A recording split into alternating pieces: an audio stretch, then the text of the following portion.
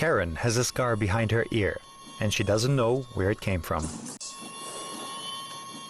Once my therapist really understood that I had really been experimented on by the CIA, she said to me, you know, just for the heck of it, let me look. Because we'd read about, there's been information about these implants.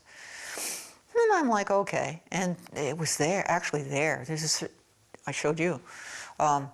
I went to a plastic surgeon who told me it was a surgical scar, but there's nothing in my medical history, nothing in a medical record that shows any kind of problem ever behind my right ear, or any incision or any surgery or anything else. But there it is. Karen has been compensated by the American government for her ordeal. But like many of the rare victims who do speak out, she had been considered insane for a long time.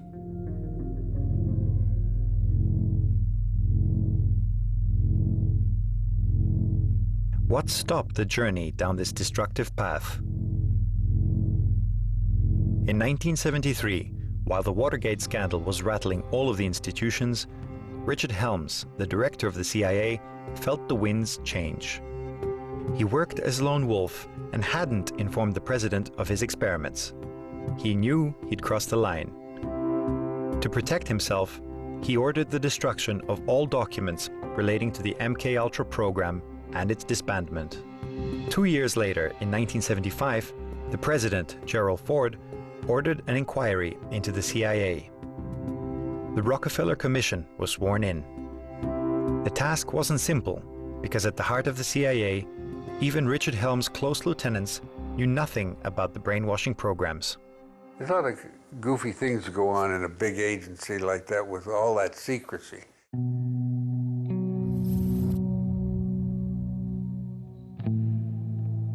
Things can go on that you don't know about, that the people who are working for the director most close don't know about, or that the director doesn't know about. I mean, they're keeping it quiet down there.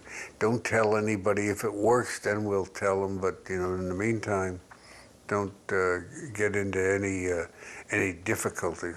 I remember when they wanted to take a kitty cat and stick a microphone up its rear end and put an antenna on its ear and have him walk in where if there's a spy in the park with another one, walk over and walk around and listen in on it. You know, they tried it one time in an experiment, and a taxi came by and ran over the cat. You know, so. In reality, none of this is humorous. In its haste to destroy evidence, the CIA forgot 20,000 documents. A drop in the ocean compared to the amount that was destroyed, but they revealed that it had financed 149 programs implicating 80 institutions, including the most respected ones.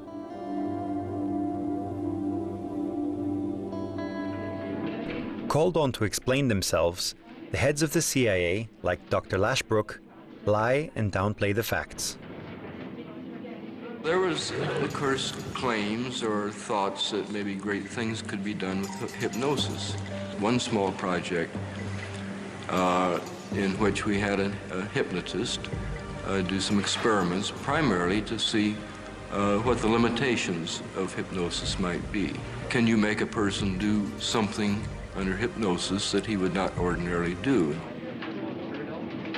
Even if the head of the CIA, Richard Helms, had tried to minimize the scale of the experiments, the victims' testimonies contradict him. Inquiry commissions followed, each reaching more and more witnesses, like this woman, Chris DeNicola. Her father had entrusted her to a reputable CIA physician, Dr. Green, when she was 12. His objective was to gain control of my mind and train me to be a spy assassin. Dr. Green had electrodes on my body, including my head.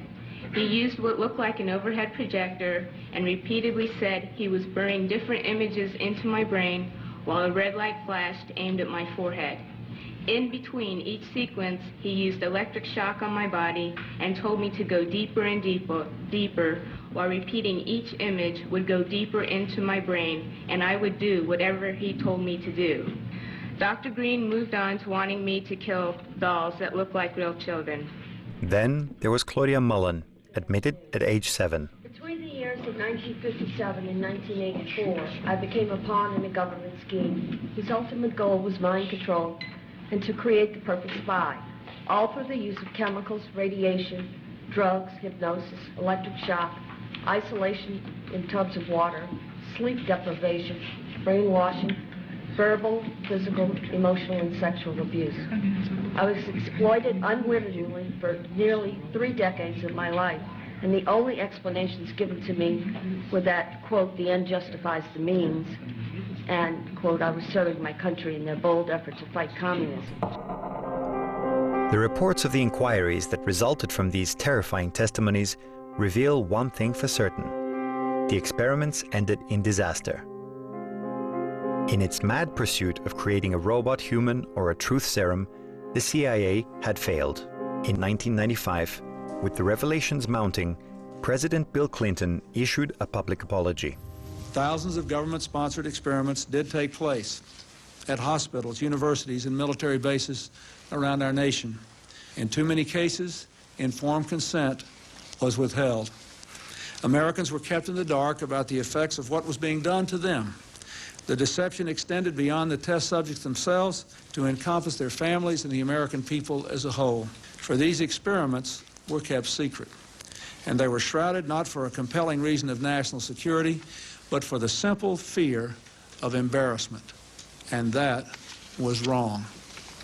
So today, on behalf of another generation of American leaders and another generation of American citizens, the United States of America offers a sincere apology to those of our citizens who were subjected to these experiments, to their families, and to their communities. Since then, a great number of secret archives have been released into the public domain. Researchers took an interest in this troubled period, notably Hank Albarelli, who worked on the suspicious death of Frank Olson, the biochemist at the heart of the CIA. Since 1951, the year of the Pont Saint-Esprit incident, Frank Olson questioned the ethics of the experiments being carried out and became depressed as a result. In November 1953, the CIA laced his glass with LSD without his knowledge. 9 days later, he threw himself from the 13th floor of a New York hotel.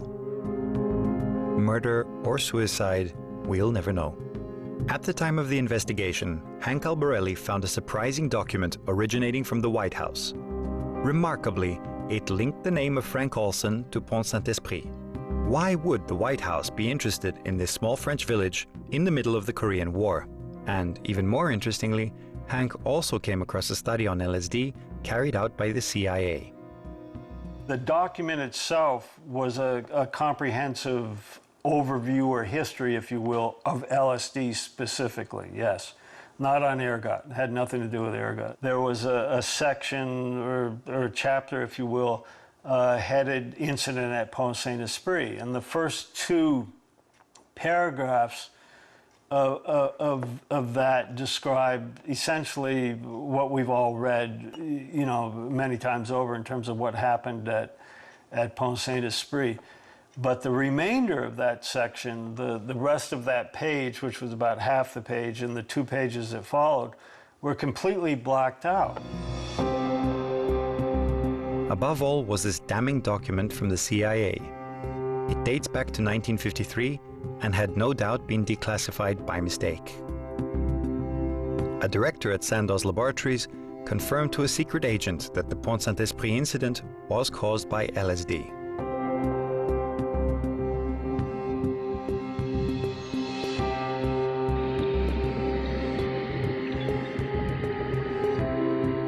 Sandoz Laboratories was where Albert Hofmann, the man who discovered LSD, had worked. It had even claimed that the drug was responsible for the Pont Saint-Esprit tragedy before recanting. When I saw the document detailing the meeting between the CIA informer and the Sandoz official, corporate official who was not Hoffman. I still haven't been able to identify that person. It became more than clear that Sandoz, of course, was part and parcel of the experiment, probably, provided the drug to the Camp Dietrich personnel that were on site, and well knew about what had actually occurred at Pont Saint-Esprit. This same document states that in 1952, the CIA's source had already explained that the cursed bread was caused by LSD.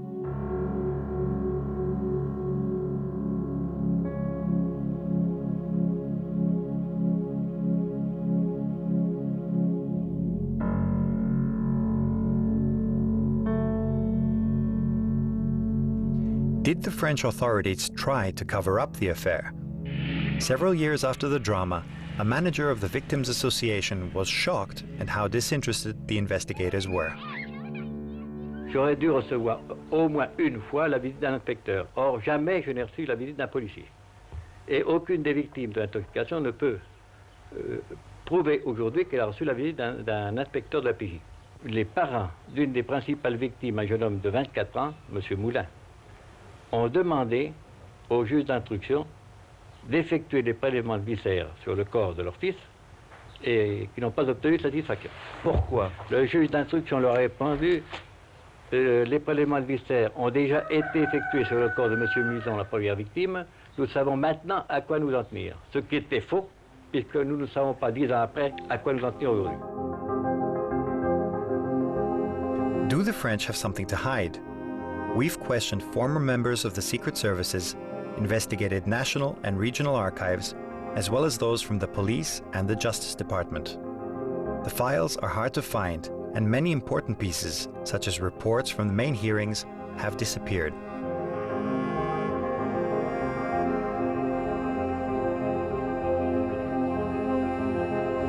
If America unintentionally revealed some of the secrets about its participation in the poisoning, the uncertainties over the involvement of the French authorities may yet remain for many years. It takes 75 years for the most sensitive documents to be declassified. Hidden in its small streets and stone buildings, the Pont Saint-Esprit drama has yet to reveal all of its secrets.